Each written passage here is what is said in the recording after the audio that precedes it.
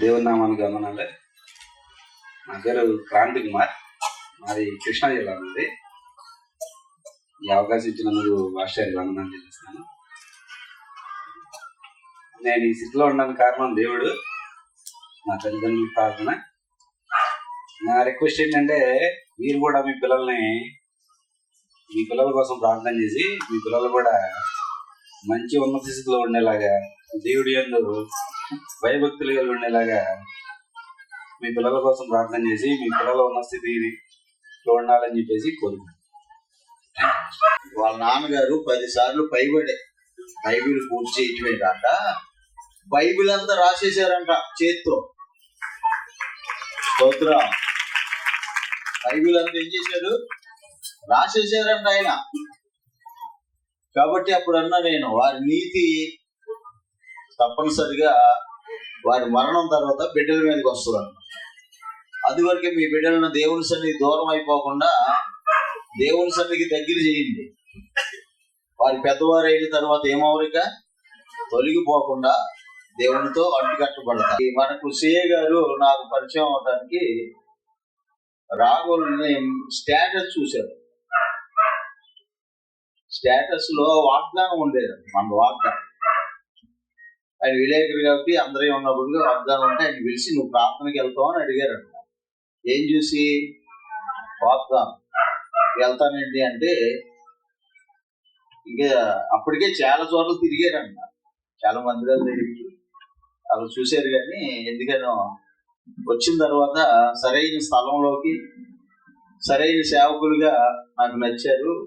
నాకు మంచి సహవాసం దేవుడు మాకు ఏర్పాటు చేశారు అని ఈ రకంగా పరిచయం. కాబట్టి మీరు వాగ్దానానికి ఆమెను ఒకటి కాదు, దాన్ని వీళ్ళు పెట్టుకుంటే 10 మంది ఏం చేస్తారు? చూసి సంతోషిస్తారు. ఆ వాగ్దానాన్ని బట్టి కొంతమందికి ఆదరణ కలిగింది, కొంతమందికి స్నేహం కూడా కలుగుతూ ఉంటుంది. కాబట్టి ఈ వాగ్దానాలు ప్రారంభించి ఎన్ని సంవత్సరాలు అయింది ఏమా? ఎన్ని? 5 సంవత్సరాలు. బొర్ర శివ ప్రార్థన కొరకు విశాఖపట్నం నుండి వచ్చాడు, ట్రైనింగ్ లో ఉన్నా.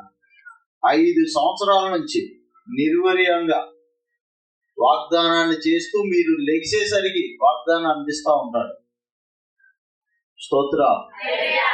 ఒకసారి చెప్పలు కొట్టున్నాను. ఎందుకు చెప్తున్నానంటే, వాగ్దానం చేయాలి అంటే చాలా రేటు. అర్థమైందా?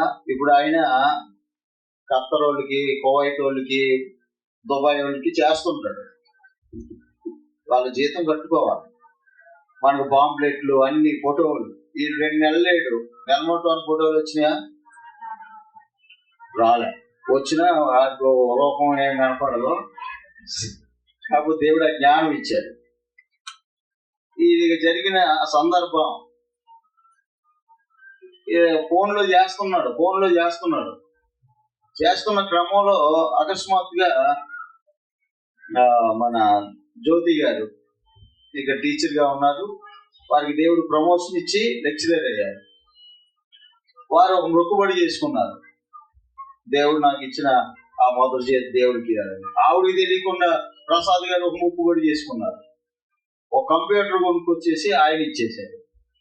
వీరు ఫోన్లో చేస్తా నేర్చుకునే టైంలో వారి ద్వారా దేవుడు ఏం చేశాడు? ఇక్కడ ఒక కంప్యూటర్ తీసుకొచ్చాడు.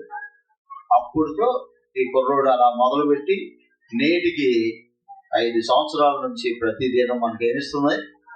వాళ్ళ కొరకు మనం ఎల్లప్పుడు ఏం చేయాలి? ఒకవేళ ఏ జ్వరం వచ్చో, ఏమండి ఏ ఫోన్లో ఛార్జింగ్ అయిపోయో, లేకపోతే ఏంటంటే ఆ రోజు వాగ్దానం మిస్ అయిపోతే మీ ప్రాణం అల్లాడిపోద్ది.